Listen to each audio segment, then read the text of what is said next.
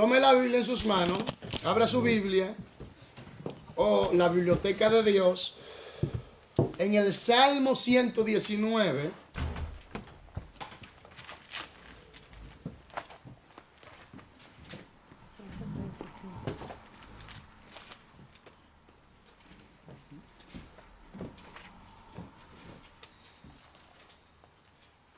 El más largo. Pero es muy interesante. Versículo 9. 9. 9. Les recomiendo que cuando esté en la casa lea el Salmo 119 Completo. y subraye donde habla los mandamientos, los preceptos, la ley de Dios, el testimonio de Dios, que se refiere a todo acerca de su palabra. Por eso es que es la excelencia de la ley de Dios o la excelencia de la palabra de Dios. ¿Lo tienen? Amén. Leemos la palabra de Dios en el nombre de Padre y del Espíritu Santo. Dice así: ¿con qué limpiará el joven su camino? La pregunta. Ahora viene la respuesta a esa pregunta. ¿Con guardar qué? Tu palabra. ¿Con qué limpia el joven su camino? Con guardar tu La palabra. palabra. Y si el joven no guarda la palabra, No le intercamino. no puede limpiar su camino.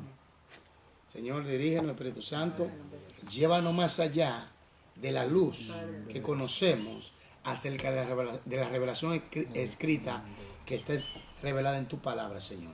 Llévanos más allá, enséñanos más allá en el nombre de Jesús. Amén.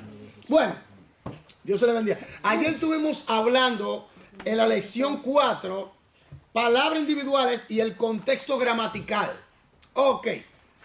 Antes de todo, vamos a hacer un pequeño resumen sobre el término contexto.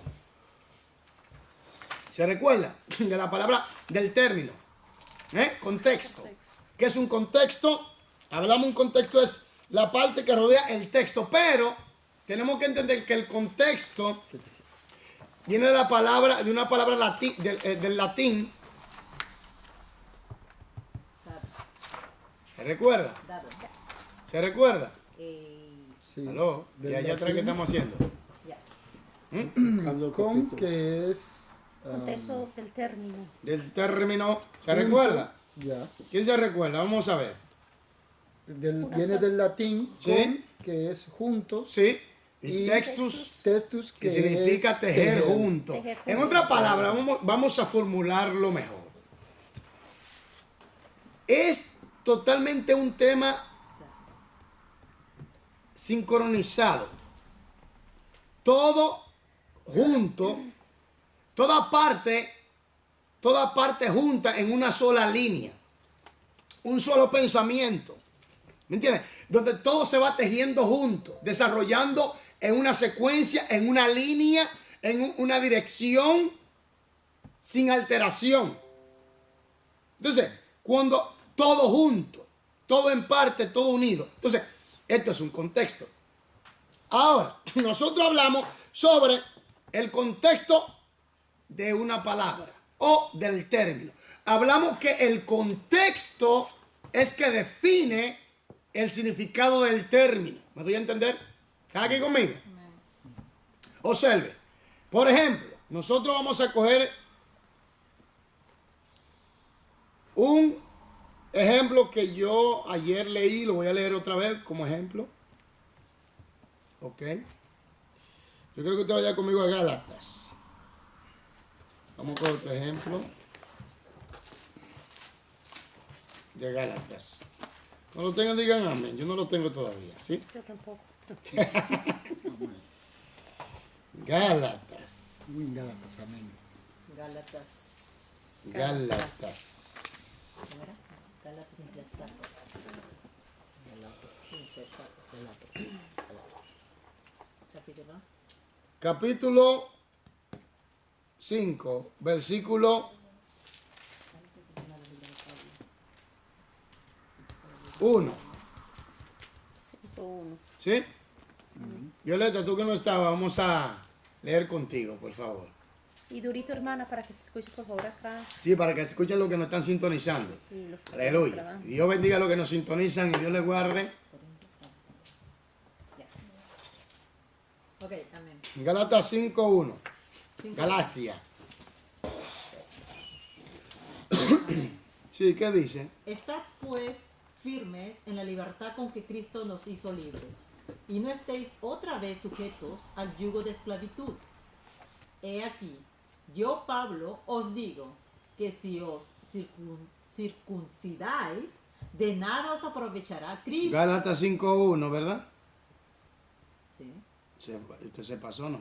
estoy... Oh, ya sí, Bueno, estoy, el uno. ya estaba a punto del 3, ya, sí, perdón. Ahora la pregunta que yo hago, el término libertad, ¿cómo es usado ahí?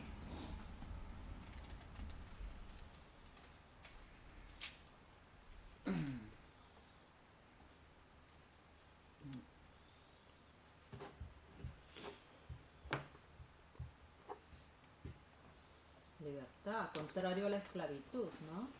Libertad. Sí, sí, sí.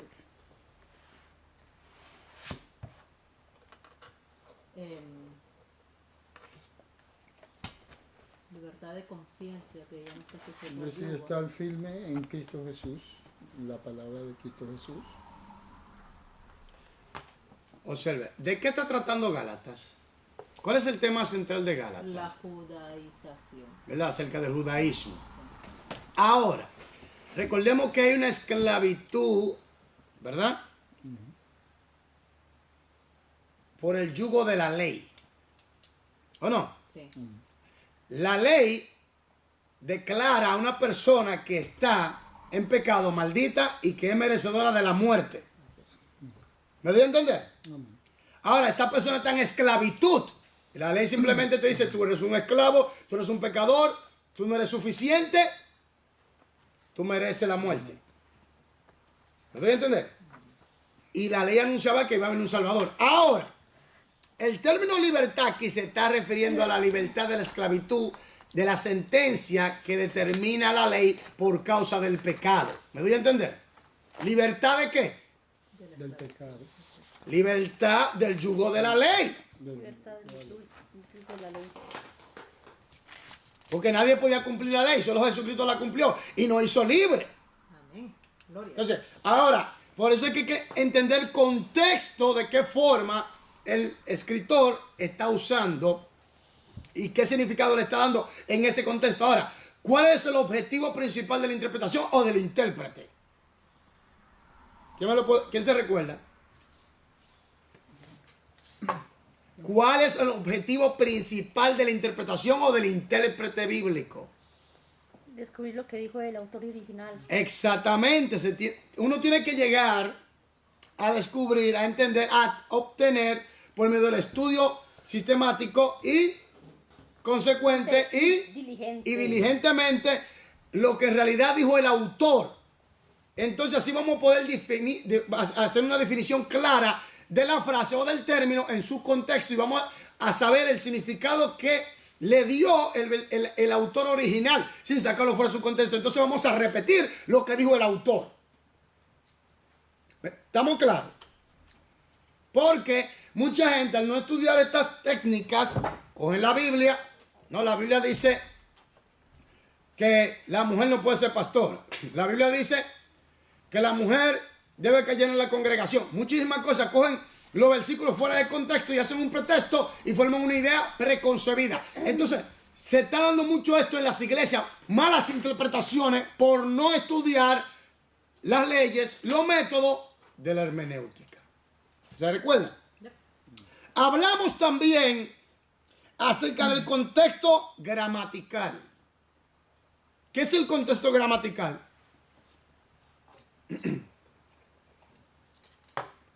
¿Quién se recuerda?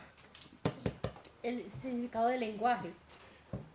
Por ejemplo, El contexto ¿qué significa en el idioma original la palabra? Sus sinónimos. ¿Me doy a entender?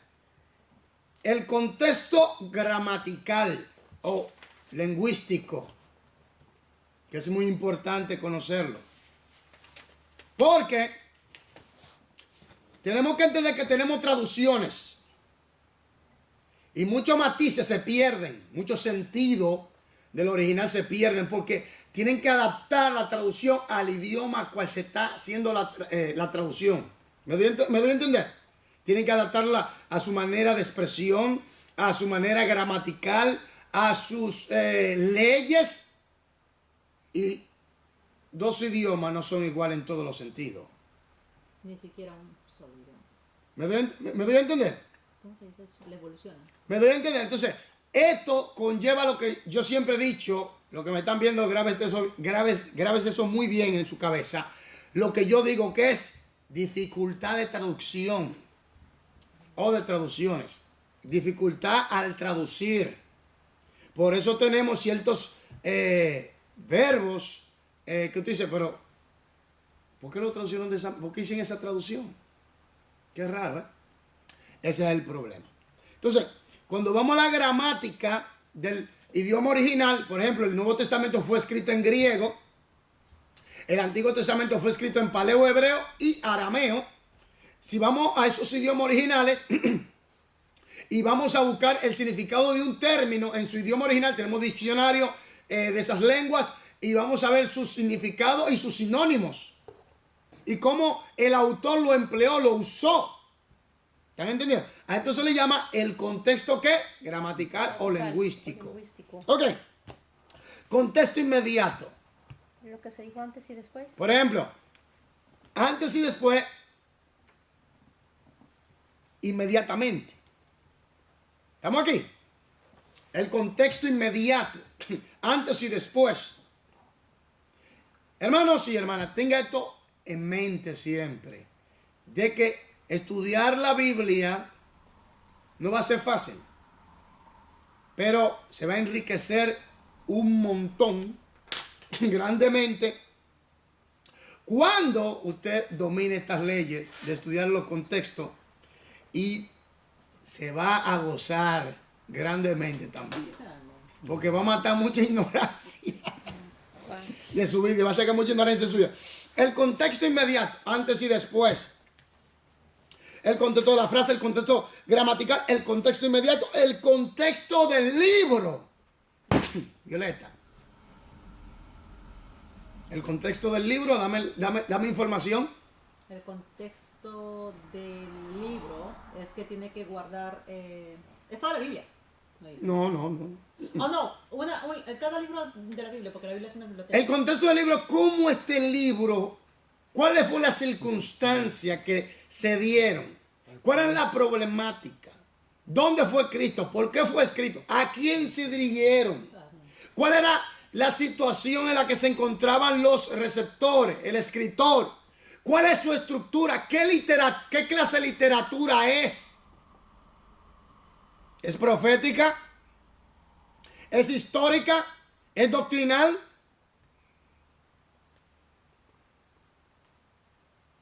Porque si usted tiene, por ejemplo, el libro de Apocalipsis, ya usted sabe que usted está leyendo un libro profético, de profecía, apocalíptico. Entonces, ¿qué pasa aquí? Que ya usted sabe cómo hay un método de estudio que usted tiene que aplicar. Por ejemplo, se recuerda de la hermenéutica general y la hermenéutica especial, ¿se recuerda? Entonces, la hermenéutica especial se le aplica a cada un género literario específico, como parábolas, profecía. ¿Me doy a entender? Ahora, la general se puede aplicar a todas. Entonces, cuando usted tiene aquí enfrente el contexto del libro y usted se da cuenta qué clase de literatura, qué clase de género de literatura es, entonces usted va a ir con más capacidad para entender el mensaje. ¿Me doy a entender? ¿Cuáles fueron las circunstancias que se dieron para que este libro fuera escrito? ¿Quién lo escribió? ¿Por qué lo escribió? ¿A quién le escribió? ¿En qué año lo escribió? ¿Cómo está compuesto estructuralmente? ¿Cuál es su mensaje central? Para evitar toda la locura que estamos viendo en las iglesias. O coge una llave, la unción viene. Con una llave, hermano, en la iglesia. Recibe. ¿Qué es eso? Abre la boca, vamos a echar. Bebe la unción, aceite. Por eso que tengo una diarrea crónica. Ay, Dios santo. ¿Tú me estás entendiendo? Entonces, Tanta locura, ¿no? sí, para evitar eso. Anda, eso sí, la ignorancia. Wow. Entonces, por ejemplo, el contexto del libro, otra cosa es, el contexto del libro también va unido a cómo el libro, perdón, ¿qué significa el libro en el contexto bíblico?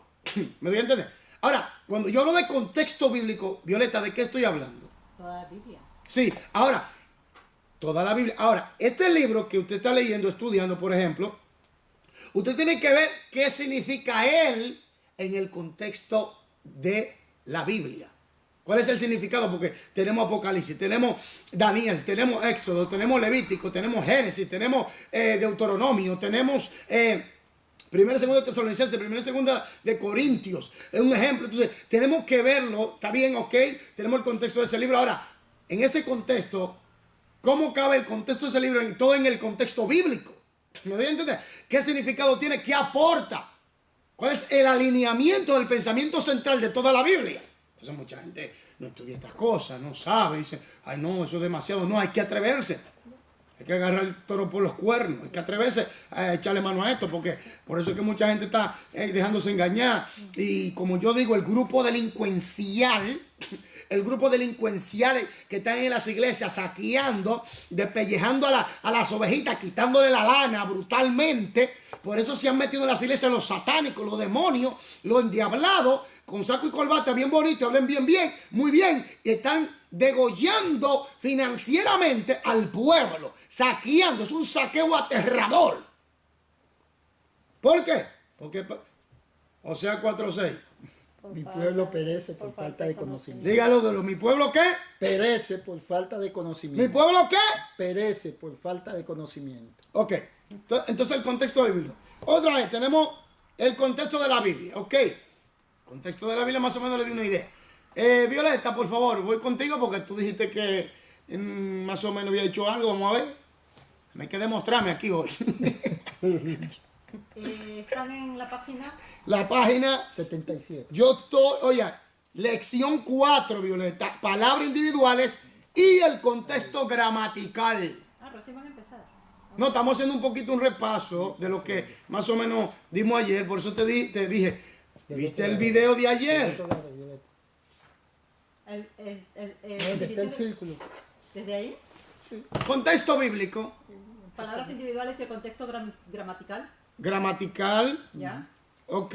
¿Ha arrojado usted alguna vez? No, todavía no. Estamos ahora en lo contexto, en todo el contexto. ¿Usted ve el círculo que usted tiene? Sí. Entonces dice una sola palabra. Ok, tú tienes el contexto de una palabra, tú tienes el contexto de la frase gramatical, lingüístico, tú tienes el contexto inmediato. Ay, se me olvidó, en el contexto inmediato tú también tienes un contexto que se llama el contexto remoto. Ah, ya, el remoto. Apúnteselo ahí, añádalo ahí. Inmediato y remoto. El contexto remoto está hablando, por ejemplo, cuando vamos a estudiar el libro de Hebreos o cuando vamos a estudiar el libro mismo de Apocalipsis, tenemos que irnos a 3 libros. Daniel, Ezequiel y Zacarías o Zacarías. Y partes en el Nuevo Testamento de Mateo y algunas partes que están diseminadas en todas las escrituras. Entonces, ¿qué pasa? Que el contexto remoto, oiga cómo dice, remoto. Por ejemplo, vamos a estudiar el libro de Hebreos. Para estudiar bien el libro de Hebreos tenemos que irnos al Antiguo Testamento, al libro de Levítico. Ese es el contexto remoto del libro de Levítico, o mejor, del libro de los Hebreos, o mejor dicho, la ley. ¿Me entiendes? Es el contexto del libro, el contexto remoto del libro de los Hebreos. Entonces, tenemos que entender esto, pero vamos ahora con esta pequeña alusión al contexto remoto, vamos ahora al contexto bíblico. Cuando hablamos del contexto bíblico, ¿de qué estamos hablando, mi gente? De toda la Biblia. De toda la Biblia.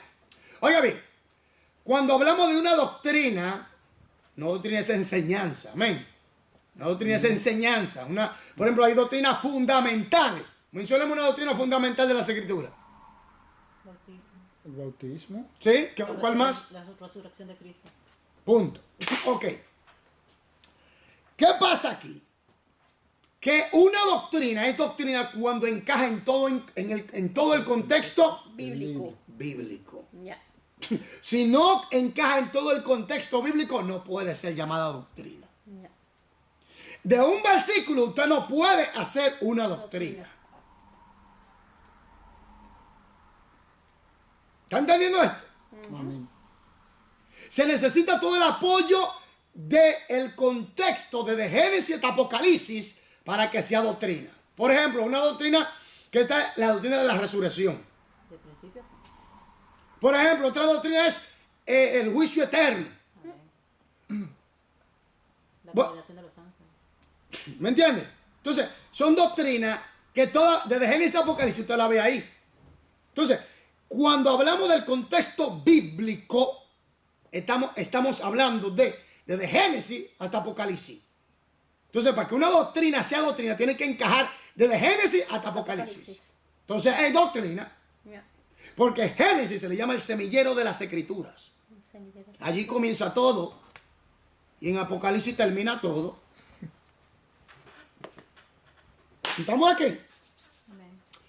Amén.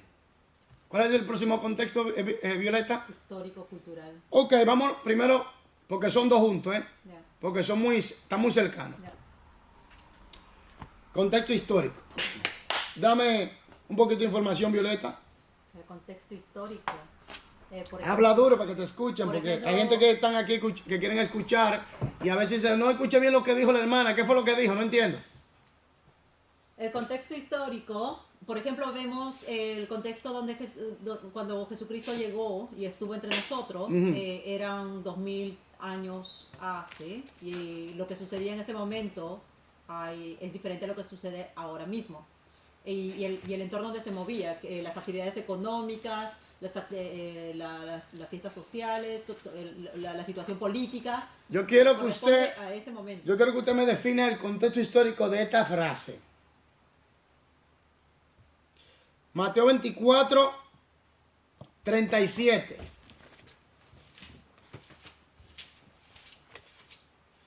Mas como en los días de Noé, así será la venida del Hijo del Hombre. La frase los días de Noé. ¿Tiene una connotación histórica, sí o no? Sí, ahí te tendrías que ir incluso ¿A dónde tenemos que a ir? Génesis y ver A cómo Génesis. eran los días de Noé. Exactamente. Entonces nos vamos a la situación histórica que se dio allí, las acciones, lo que pasó, la actitud del hombre, cuál era la actitud del hombre hacia Dios, qué Dios tuvo que usar, qué fue lo que Dios tuvo que realizar allí, qué maniobra, cómo el hombre reaccionó, quiénes fueron los que sobrevivieron, cuál es la situación espiritual, etcétera. ¿Me doy a entender? Otro buen ejemplo que alguna vez usted mismo nos citó fue la de la visión, 37. la revelación que tuvo Juan de ver cosas que en ese momento él no conocía en el mundo material. Y él tenía que usar las palabras que más conocía para poderlas explicar. Claro. Entonces, eso me gustó ¿qué mucho. pasa? Que hablamos del contexto histórico, tenemos que irnos a la historia. Por ejemplo, Jesús dijo, será como en los tiempos de Lot. Tenemos que irnos a la historia de Sodoma y Gomorra. ¿Me doy a entender? Jesús dijo, pero en el principio no era así. Varón y hembra lo creó Dios. Tenemos que irnos a Génesis. ¿Me doy a entender? Entonces dice, porque como los días antes del diluvio, estaban comiendo y bebiendo, lo que están haciendo hoy en día. La gente está en su fiestón, bebiendo, haciendo toda la diablura que hacían allá atrás en el tiempo de Noé. Dice, comiendo y bebiendo y casándose y dándose en casamiento hasta el día en que Noé entró en el arca. Ya. Cuando vamos a la historia al contexto histórico del tiempo de Noé, nos damos cuenta a qué Jesús está aludiendo y cómo se va a desenvolver la generación de hoy en día, de los últimos tiempos. Será una generación con un pecado aterrador. ¿Sabe cuál es el pecado aterrador? Sí. El pecado de la indiferencia Ok. a la voluntad de Dios. Es uno de los pecados más terribles, indiferente a las cosas de Dios. El rechazo a la voluntad de Dios, al llamado de Dios. Totalmente. Entonces, iba a haber homosexualismo, lesbianismo. Jesús dijo que será como en los tiempos de Lot. Vemos que allá en Sodoma y Gomorra había un homosexualismo aterrador, Ok. que querían hasta violar a los ángeles. Sexualmente lo querían violar. Terrible. Estaban tan pervertidos. Y hoy en día se está aceptando la bestialidad, la necrofilia, la zoofilia. Quieren legalizar la pedofilia. Entonces, Wow. todas esas cosas, perversión sexuales, iban a predominar como predominar en el tiempo de Lot, en el tiempo de Noé, iban a predominar para los últimos tiempos. Por eso son señales de los tiempos finales. ¿Me entiendes? Entonces, cuando vamos a ese contexto de esa frase que Jesús dio, será como en los tiempos de Noé, como en los tiempos de Lot, y vemos la situación allá en la antigüedad, y la comparamos con lo que estamos viendo, pero estamos viendo los tiempos finales. Sí, es verdad. Estamos viendo los tiempos finales. No. ¿Me doy a entender? Estamos viendo los tiempos. Entonces, ese fue el contexto histórico. Ahora, el contexto cultural. Vamos. Un buen ejemplo son lo de las parábolas que utilizaba nuestro Señor Jesucristo, y utilizaba bastante el campo, que era el lugar donde ellos se estaban desenvolviendo, que era el campo. Ellos eran pastores, Sí. en mayoría, o comerciantes. Y tenemos que entender por qué él tomaba esos ejemplos, que era para que las personas puedan entenderlo. Pero si ahora le hablas a las personas, de pronto toque a aplicar otras situaciones, o explicarle de que ahí se trataba de otro momento cultural o de otro pueblo. La Biblia menciona varios pueblos. Sí. Menciona a Babilonia. Menciona a Siria. Menciona a Grecia. Menciona a Roma. Menciona a Egipto. Menciona a Medos y Persias. Y esos imperios y pueblos tenían su cultura, su manera de expresión. Tenían su idioma. Tenían su forma. Y menciona al pueblo de Israel, el que Dios escogió para así transmitir la bendición. ¿Qué pasa aquí? Que hay un problema. Por no estudiar la situación cultural que se desenvolvía en esos tiempos, lamentablemente, se han malinterpretado varias cosas. Por ejemplo, que lo he usado también. Se ha predicado que Dios le endureció el corazón a Faraón varias veces. Que deliberadamente Dios le endureció el corazón, le endureció el corazón a Faraón. Sin embargo, lo que no entienden que cuando vamos al hebreo se está usando un hebraísmo, una forma de expresión de ello. Que lo que está diciendo es que Dios iba a terminar la obra a un faraón endureciendo su corazón a la voluntad de él. Eso, y también podría ser una debilidad de traducción. No, Es un hebraísmo. un hebraísmo. Porque a veces tenemos que entender que hay cosas que no se pueden traducir del todo. Hermano, y cuando está el cobrador de impuestos, creo que es Mateo, cuando le dice, cuando se arrepiente y decide seguir al Señor Jesucristo y le dice, voy a devolver 1000 veces a cada uno que les he robado. Porque él robaba y Ya, pero ahora... ¿también sería un hebraísmo eso? No, porque él robaba, no, eso era algo que él estaba haciendo, ya era algo que estaba haciendo, él robaba, era el recaudador de Ya. impuestos, y era reconocido como un traidor de la nación. Pero pensar que si Lo publicaron. devuelve a todos la cantidad que hubiera dicho, no llegaba. No, que él está diciendo, lo que él está diciendo es una forma, es una hipérbole, le dice, lo que he robado se lo voy a devolver el doble de lo que he robado. Entonces, el punto es que el contexto histórico y cultural, hay una brecha que se tiene que cerrar y se cierra solamente cuando dominamos, oiga bien, cuando dominamos la ley de la interpretación, de la hermenéutica.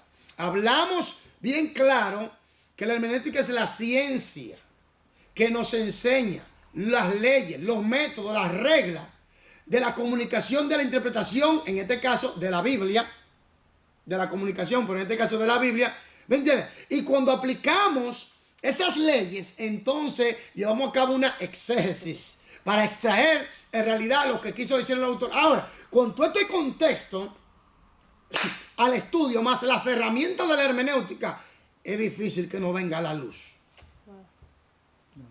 Es difícil que una persona no entienda. Y si estudia sistemáticamente, consecuentemente y diligentemente o vehemente, entonces la persona, hermano, el Espíritu Santo sí te va a dar la luz. ¿Entiendes? Porque ya tiene las herramientas, ya sabe que hay un contexto, sabe que hay un contexto del término, hay un contexto remoto, inmediato, hay un contexto del libro, hay un contexto histórico, cultural y hay un contexto, ¿cuál? Literario. ¿Violeta? El contexto literario es por ejemplo, si yo estoy leyendo un libro de Te acuerdo di- al género. ya te había dado alguna luz. Sí, el género. Si estoy leyendo poesía, o que estoy leyendo profecía, o estoy leyendo historia.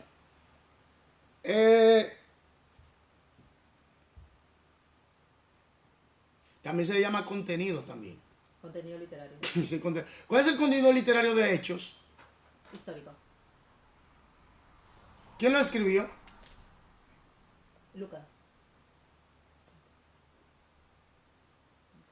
Hechos históricos. ¿A quién se lo escribió? Excelentísimo Teófilo. Te recuerda muy bien, ¿eh? Mira, ¿eh? No, es que estamos aquí. Entonces, Violeta, yo quiero que tú me leas donde dice, ¿notó usted que la palabra más repetida, por favor, y con fuerza, porque nos están viendo, nos están escuchando, para que las personas que nos están viendo, escuchando, puedan también participar de lo que estamos leyendo y estudiando. Porque por ustedes estoy yo leyendo el libro, ¿eh? Si no, yo le iba a poner una pizarra aquí atrás. Ay, Dios Y no iba a ir a toda velocidad. Entonces, así que mire a ver. ¿Notó usted que la palabra más repetida en la ilustración anterior es contexto? Ponle vida. Yo le escucho para que... Contexto es la parte que rodea el texto. ¿Cómo es? Contexto de las partes que rodea qué. Al texto. O sea, Alberto, cuando usted tira una piedra en el mar, o en una laguna, o en un lago, Las ondas usted ve las ondas que se van en expansión, ¿eh? que rodean la Uno tras otro. Así mismo es el contexto de una palabra, el contexto de gramatical, el contexto inmediato, el contexto remoto, el contexto del libro, el contexto bíblico, el contexto histórico y cultural y el contexto literario. Añadiéndole los métodos y las reglas y las leyes de la hermenéutica y estudiando la Biblia sistemáticamente, llegamos. Llegamos porque llegamos. Sigamos. Contexto es la parte que rodea el texto. La regla fundamental de toda interpretación está resumida en esta palabra. ¿Cómo? La regla fundamental de toda interpretación está resumida en esta palabra. Ok, vamos a sacar algo fuera de contexto para que usted me entienda. Vámonos a la Biblia. Que No, porque yo tengo que dar un ejemplo radical. no me enseña la mujer. Capítulo ¿Dónde pasó? primera a los Corintios. Capítulo 14. Vamos a sacar algo fuera de contexto. Esto es para ejercitar, ¿eh? ¿Lo tienen? Capítulo 14, versículo, comenzando del 34. 34. Amén. 34. 14. Amén. Capítulo 14, la primera carta a los Corintios, versículo 34. Amén. Leo. Dice así: como en todas las iglesias, oiga esto, de los santos, vuestras mujeres callen en las congregaciones, porque no les es permitido hablar, sino que estén sujetas, como también la ley lo dice. Y si quiere aprender algo, pregunte en casa a su marido, a sus maridos, pregunte en casa a sus maridos, porque es indecoroso que una mujer hable en la congregación. Ahora yo cojo ese texto, ese versículo y digo que la mujer no puede ejercer el pastorado o la enseñanza o pararse en el púlpito a hablar o a predicar nada. No tiene el derecho. ¿Estoy usando bien estoy usando el contexto bien? No. ¿Qué está pasando conmigo? ¿Cuál es el fallo que estoy cometiendo ahora mismo? Cultural. Cultural y qué más. Histórico. ¿Y qué más? El contexto inmediato y también de toda la Y de remoto.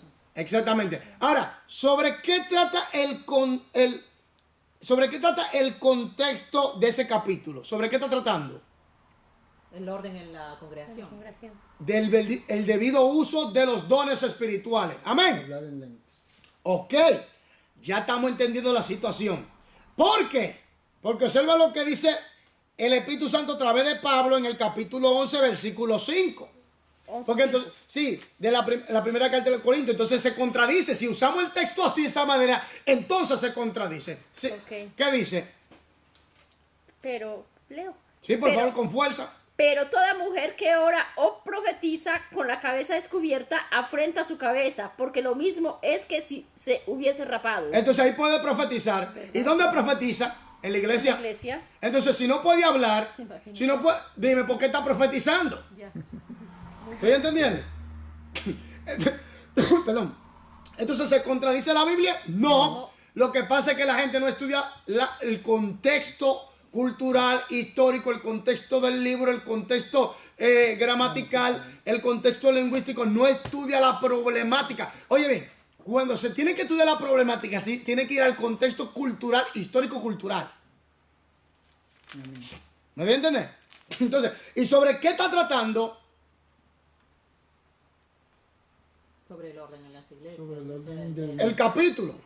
el capítulo entero. Sí, el capítulo es sobre el orden en las iglesias. Entonces, ¿qué pasa aquí? Vemos que yo puedo sacar la Biblia fuera del contexto si no estudio a profundidad.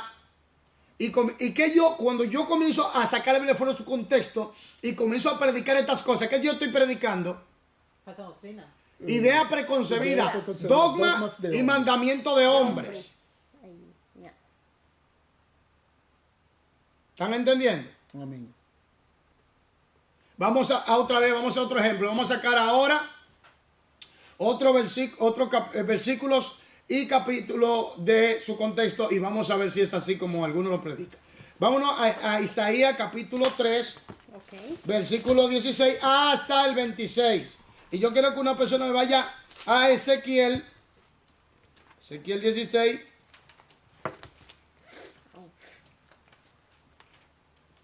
Ok, para que usted vea la problemática. Entonces, Isaías pasó, ¿qué? Isaías 3, versículo 16 hasta el 25, hasta el 26. Violeta, Ezequiel 16. usted va ahí a Isaías capítulo 3, versículo 16 hasta el 26.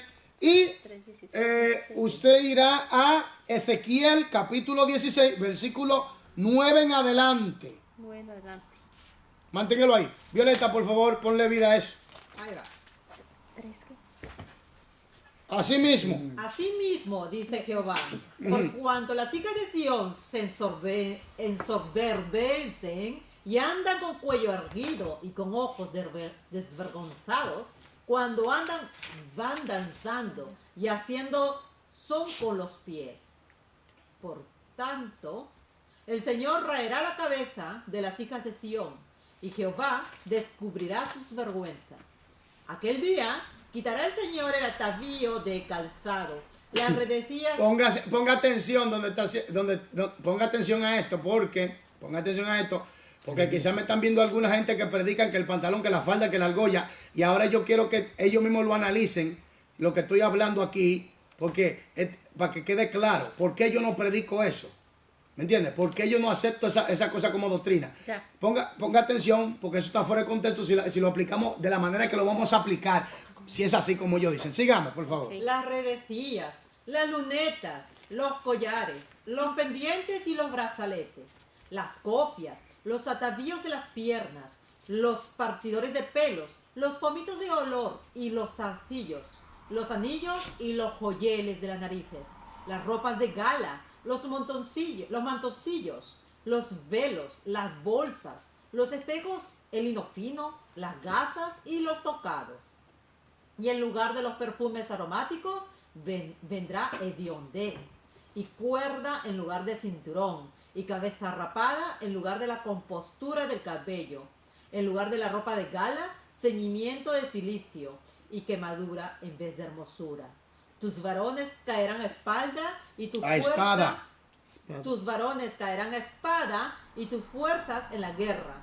Sus puertas se entristecerán y enlutarán, y ella, desamparada, se sentará en tierra. Ahora una pregunta. Cuando vamos a la historia, las mujeres de Israel estaban aforradas con todos estos atavíos, con todo esto, argolla y todo eso, Así es. antes de ese juicio, ¿verdad? Sí. Wow. Entonces quiere decir que Dios mismo era que había permitido la bendición de ellas. Wow. a ellas o a Israel, ¿verdad? Ok, ahora viene el punto. ¿Por qué viene la problemática de sacar fuera de contexto cuando se predica que la argolla, los aretes es pecado? ¿Por qué? Una mala interpretación de la Pero Biblia. ¿dónde es que fallan? No van al contexto histórico de lo que pasó.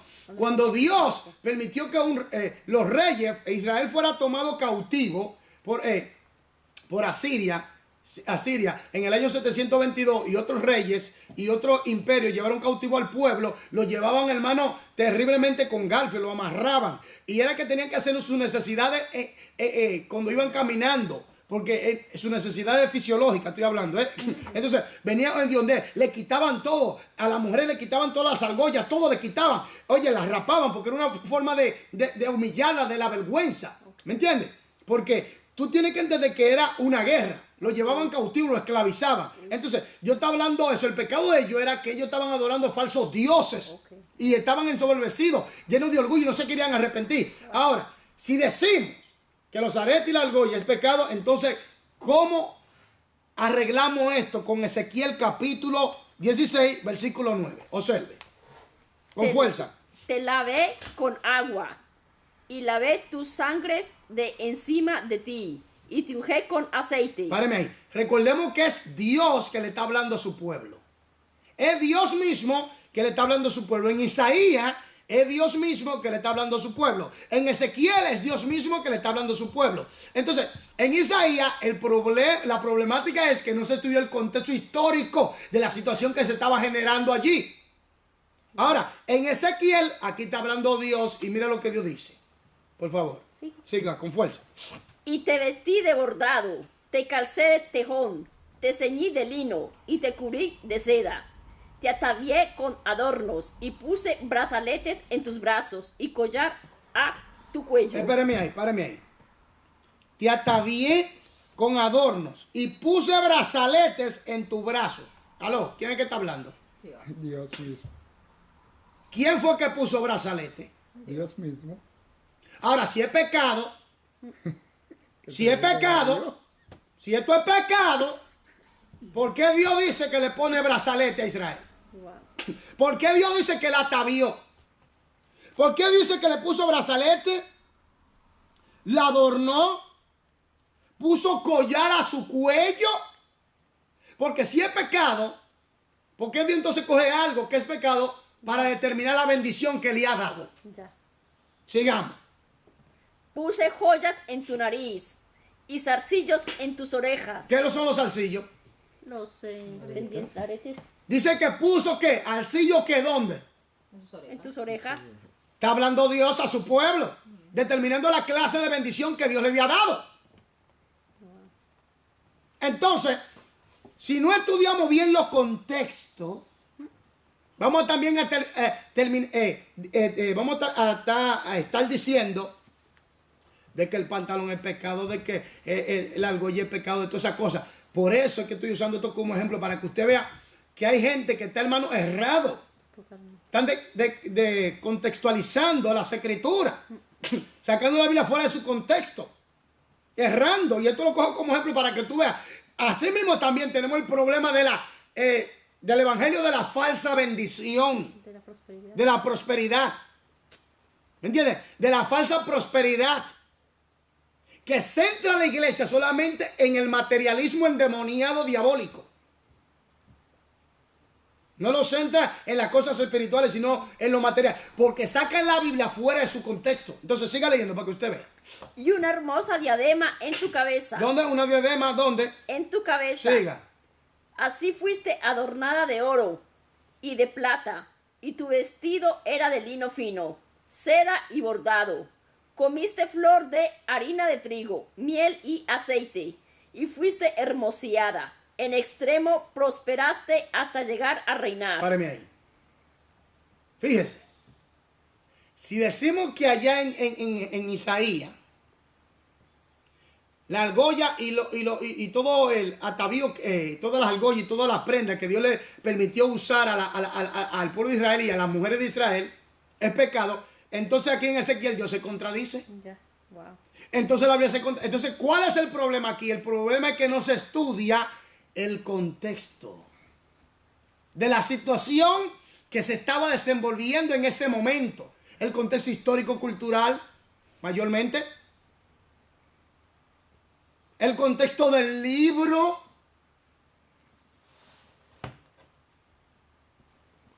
¿Están entendiendo esto un poco, por favor? Amén. ¿Se entiende? Entonces sigamos, Violeta. No, No nos- no nos es posible estudiar adecuadamente ninguna palabra o pasaje sin antes considerar los círculos de contexto en el cual se encuentra. En la presente lección utilizaremos las unidades de estudio más pequeñas, la palabra y la frase, para demostrar esta regla. Entonces, cuando usted usa un término, ¿qué define el significado del término? Contexto. El contexto. El significado. ¿Qué limita la interpretación? Las reglas de interpretación. El contexto, ¿verdad? Porque tiene que estar aferrado al contexto. ¿Entiendes? No podemos hacer historias fantasiosas. No podemos inventar cosas. Un ejemplo también. Los dos testigos. Vámonos a Apocalipsis 11. Vámonos allá para que usted vea muchas cosas. Que esto es que hay que ponerlo claro. Apocalipsis pasó qué? 11. A su nombre. Gloria. Ok, Violeta, léeme un poquito rápido, por favor. Open Bare 11. Apocalipsis 11. Capítulo 1 hasta el 11. ¿El 1? Sí. Ok, va 1. Con fuerza, Del hermanita. 11, güey. Ahí va. Del 11.1, él dice capítulo 1. Capítulo 11, versículo 1 hasta Ya lo dije. Ok, amén. Los dos testigos. 11, Apocalipsis 11, capítulo 11, versículo 1 hasta el 12. Vamos hasta el 12. Entonces me fue dada una caña semejante a una vara de medir. Y se me dijo, levántate y mide el templo de Dios, y el altar, y a los que adoran en él. Pero el patio que está fuera del templo, déjalo aparte. Y no lo midas, porque ha sido entregado a los gentiles, y ellos hollarán la ciudad santa 42 meses. Y daré mis dos testigos que profeticen por 1260 días vestidos de silicio. Páreme ahí. Se le llama los dos testigos. Son los dos olivos. Los dos candeleros que están a pie delante del Dios de la tierra. Siga. Si alguno quiere dañarlos, sale fuego de la boca de ellos y devora a sus enemigos. Y si alguno quiere hacerles daño, debe morir él de la misma manera. Estos tienen poder para cerrar el cielo a fin de que no llueva en los días de su profecía. ¿Quién tenía ese poder en el Antiguo Testamento? Elías. Ya. Elías, siga. Y tienen poder sobre las aguas para convertirlas en sangre. ¿Quién tenía ese poder en el Antiguo Testamento? Moisés. Moisés. Siga. Y para herir la tierra con toda plaga, cuantas veces quieran. Cuando hayan acabado su testimonio, la bestia que sube del abismo hará guerra contra ellos y los vencerá y los matará. Y sus cadáveres estarán en la plaza de la grande ciudad que en sentido espiritual se llama Sodoma y Egipto, donde también nuestro Señor fue crucificado, y los de los pueblos, tribus, lenguas y naciones verán sus cadáveres por 3 días y medio y no permitirán que sean sepultados. Y los moradores de la tierra se regocijarán sobre ellos y se alegrarán y se enviarán regalos unos En a realidad es otros. mensajes, ¿eh? Se van a enviar mensajes unos a otros. Ya está hablando de la tecnología de hoy en día. Hace ya casi 1900, casi 2000 años atrás, ya mire, se había profetizado esto. Ok. Que ellos iban a mandar mensajes. ¿Y por qué ponen regalo? Porque fíjate, todo el mundo lo iba a ver. ¿Cómo todo el mundo lo iba a ver? No, pero ¿por qué ponen regalo? ¿Eh? En vez de mensaje. Porque la traducción. traducción parece, ahí tiene debilidad. Pero el punto está es que en el original, da a entender mensajes. Ok. Ahora, ¿qué pasa aquí? Que se ajusta debidamente a la época que estamos viendo con la tecnología. Porque dice que todo el mundo le va a ver. Entonces tiene que estar todos los medios de comunicación centrados en ese evento. Entonces todo el mundo lo va a ver. Entonces, cuando suceda lo que suceda, entonces va a ser claro que se están usando los medios de comunicación a nivel mundial. Y oye, que entonces hace 2018 años, y míralo aquí en la Biblia, ahí está en la Biblia, que la gente quiere decir que no, que la Biblia es un... Óyeme, esta es la realidad que viene. Sigamos. Porque estos 2 profetas habían atormentado a los moradores de la tierra. Pero después de 3 días y medio entró en ellos el espíritu de vida enviado por Dios, y se levantaron sobre sus pies, y cayó gran temor sobre los que los vieron, y oyeron una gran voz del cielo que les decía: subid acá. Y subieron al cielo en una nube, y sus enemigos los vieron. Padre bien. Se dice, aquí me dice que fue en Elí y Moisés. No. No. Hay muchos que predican que es Elí y Moisés. Ahora, cuando tú vas a Deuteronomio, no Deuteronomio, tú te das cuenta que Moisés muere. Moisés murió. Y Elías no. Espérate, Moisés murió. En el libro de Josué también da a entender que Moisés murió. Cuando vamos al libro de Hebreos, que habla de los héroes de la fe, que menciona a Enoc, que fue trasladado para nunca ver muerte, es una promesa. Para nunca ver muerte. Otro candidato que dicen, Juan, pero Juan murió en la isla de Pasmo. Entonces, ¿quién queda? Elías. Ahora viene el punto. Jesús dijo, Elías ya vino, hablando de quién, de Juan el Bautista. Juan el Bautista. Y lo mataron. No era Elías personalmente, pero El espíritu. en su Operaba. función ministerial iba a funcionar en cierta